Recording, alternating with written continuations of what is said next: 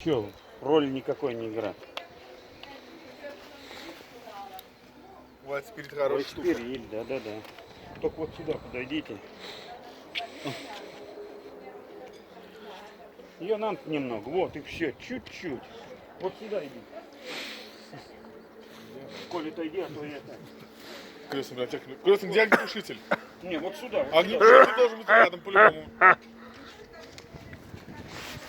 Гляди. Блять, первую попытку что-то я не попал в птичку. А что, блядь, не горит? Это для тушения.